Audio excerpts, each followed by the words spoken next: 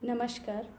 मैं सुनीता मिश्रा लखनऊ उत्तर प्रदेश से आप सभी के बीच एक बार फिर हाजिर हूँ। ये आज मैं वीडियो बना रही हूँ। हमारे ऑफिस में मुझे बहुत ज़्यादा ही प्रताड़ित किया जा रहा है, मानसिक, आर्थिक और हर तरह से। और मुझे इतना परेशानी दे रखी है, इतनी प्रॉब्लम हो रही है हमारे साथ कि ना हमें हाज़िरी दिया जा रहा है, ना हमें ड्यूटी करने दिया जा रहा है और ना ही साथ हमारे साथ अच्छा बिहेव हो रहा है।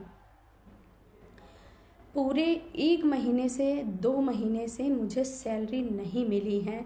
1 महीना पूरा मैं झेल चुकी हूँ। आज 6-7 दिन बाकी है मई का महीना पूरा होने में और मुझे नौकरी अभी तक नहीं मिली है। मेरे ऑफिसर्स मुझे परेशान कर रहे हैं, प्रताड़ित कर रहे हैं, जिसमें से सभी महिलाओं को छोड़कर सिर्फ मैं और मेरी दोस्त रमा देवी भी शामिल हैं उसमें। रमा दीदी और मैं दोनों लोग परेशान हूँ। मेरे साथ हर तरह से शोषण हो रहा है, हर तरह से मुझे तंग किया जा रहा है, अपशब्द बोला जा रहा है, गाली गलौज दिया जा रहा है। ये वीडियो इसी कारण मैं बना रही हूँ कि क्या महिलाओं की स्थिति आज यहाँ तक पहुँची है कि उनको अभद्र भाषाओं का और अभद्र चीज़ों का सामना करना पड़ेगा।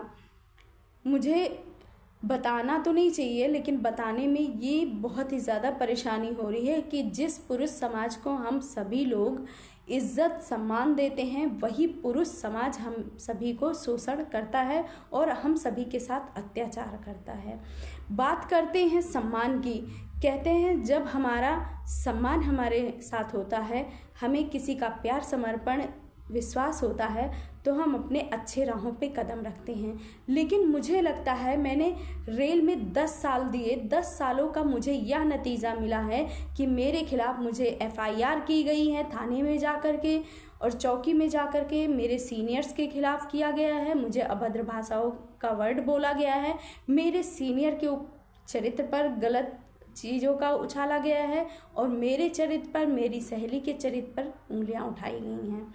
मैं उनसे कहना चाहती हूँ कि पहले अपने गिरेबान में झांक कर देखें कि वो कितना सही है। जिस क्षेत्र में मैंने काम किया, जिस परिवार के साथ मैंने 10 साल बिताए, आज तक कभी कुछ नहीं हुआ। एक छोटे से शब्द ने मुझे एक कटघरे में लाके खड़ा कर दिया। यहाँ तक कि आज 2-3 दिन बाकी है 1 जून आने में और मुझे इतना परेशान किया जा रहा है कि मेरे घर में आर्थिक, शारीरिक, मानसिक हर तरह से मुझे परेशान कर दिया गया है। आर्थिक यानी घर में पैसा नहीं होगा, शारीरिक यानी मुझे टॉर्चर किया जा रहा है, मानसिक यानी मुझे हर तरह से मानसिक पीड़ा दी जा रही है और मुझे इतना परेशान किया जा रहा है कि इसके चलते मैंने कई जगह शिकायत भी की, लेकिन कोई कार्रवाई नहीं दी गई और कोई भी कार्रवाई नहीं हुई। सब जगह इन लोगों ने पैसे खिलाए, जो कि हमारे भूतपूर्व सीनियर रहमान जी हैं, दीपकांत सर हैं और अमित सक्सेना जी हैं। इन लोगों के चलते मेरा ट्रांसफ़र हुआ, मेरी परेशानियां मेरे घर में हुई और इतना ट्रांसफ़र कोई मेरा खुशी से नहीं हुआ है कि मैं एक्सेप्ट करके नौकरी करना स्टार्ट कर दूं। मुझे अभद्र भाषाओं का प्रयोग किया गया, मेरे साथ छेड़खानी की गई, मेरे साथ इतने कर्म कर दिया उन्होंने, जिस वजह से आज मैं यह वीडियो बना रही हूं और ये मैं सोशल मीडिया पर और कुछ ऐसे जगह पोस्ट करूंगी ताकि उनके खिलाफ कार्रवाई हो सके। मैंने कभी नहीं सोचा था कि मुझे ये कदम उठाना पड़ेगा, लेकिन उन लोगों ने मुझे ये कदम उठाने पे मजबूर किया है। जिसको मैं सर बोलती थी, अपनी बहन मानती थी, अपना भाई मानती थी, उन सभी लोग आज मेरे खिलाफ हो चुके हैं। और जिस ग्रुप में हूँ मैं, जिस परिवार से मैंने मदद मांगी, उस परिवार को भी धमकी दे रहे हैं कि मैं सुनीता का रेप कराऊंगा, मैं सुनीता को मरवा दूंगा, मैं सुनीता को जेल पहुंचा दूंगा और साथ ही साथ मेरे सीनियर्स को, मेरे मंत्रिमंडल जी को, मेरे अध्यक्ष जी को, सभी को प्रताड़ित कर रहे हैं और उनके खिलाफ भी FIR की गई है।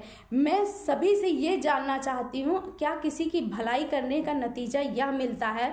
तो ये बहुत गलत सोच है, क्योंकि जब आप किसी की हेल्प नहीं कर सकते और दूसरों को परेशान करते हैं, ये सबसे बड़ा गुनाह होता है।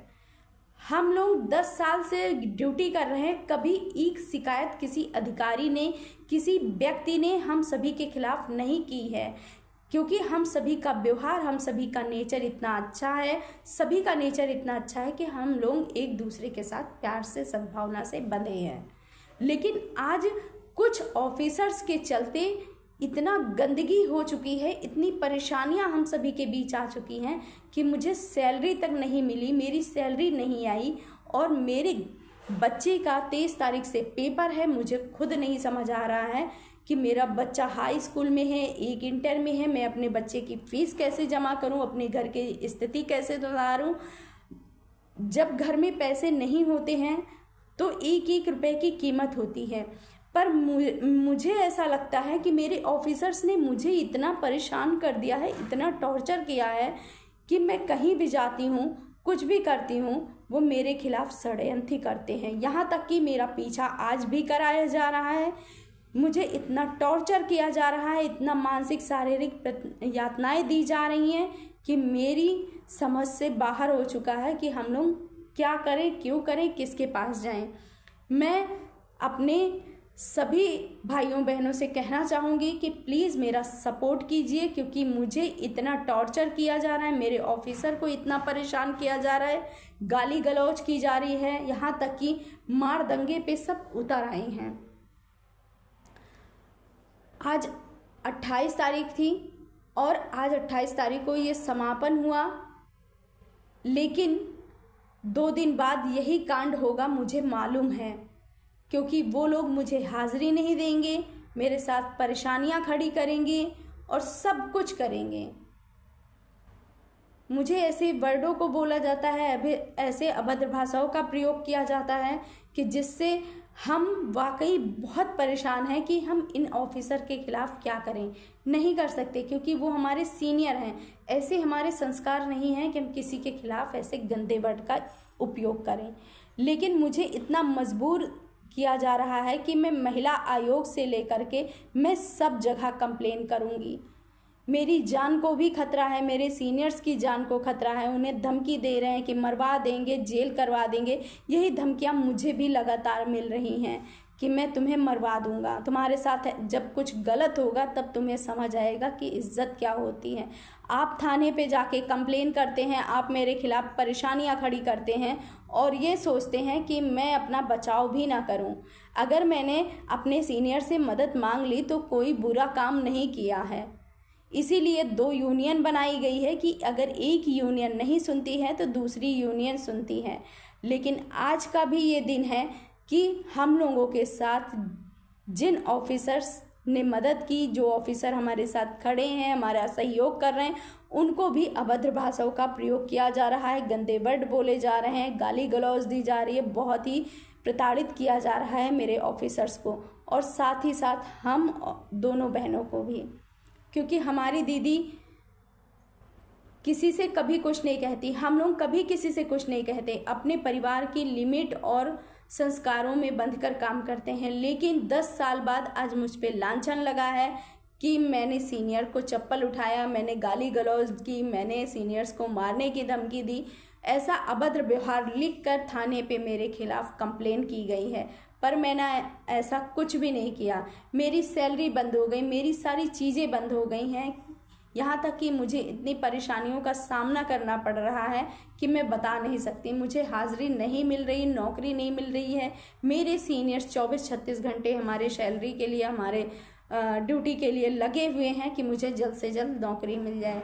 वहाँ जब जाइए बुलाया जाता है, किसी से फ़ोन कराया जाता है तो कहते हैं जाइए कल हाजिरी करिए।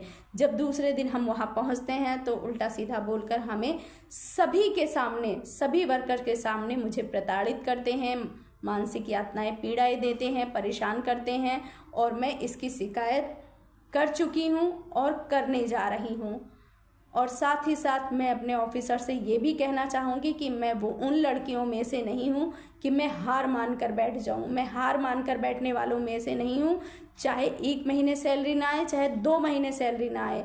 आपने 2 महीने से मुझे परेशान किया, मेरी सैलरी नहीं आई, सब कुछ हुआ, मेरे साथ प्रताड़ित किए, मेरे खिलाफ थाना पुलिस किए, लेकिन मैं चुप होने वाली नहीं हूँ। चाहे कुछ भी हो जाए, मैं अन्याय के खिलाफ लड़ती रहूँगी और आगे बढ़ती रहूँगी। जय हिंद, जय भारत। मैं यहीं पर अपनी वाणी को विराम देती हूँ। ऑफिसर्स।